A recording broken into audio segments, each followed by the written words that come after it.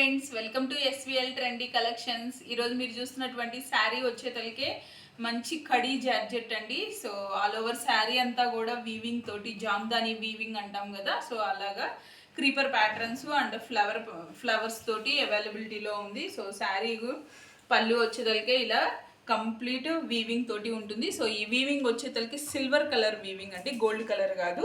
So silver colour weaving తోటి అయితే ఉంది. సో పళ్ళు మీరు చూస్తుంది. సో పళ్ళు కూడా బ్యాక్ సైడ్ ఒకసారి చూద్దాము. సో బ్యాక్ సైడ్ కూడా వీవింగ్ అనేటువంటిది ఎక్కడ మనకి పట్టుకోవడం కానీ గుచ్చుకోవడం కానీ ఏం లేదండి. సో చాలా కంఫర్టబుల్గా ఉంది శారీ.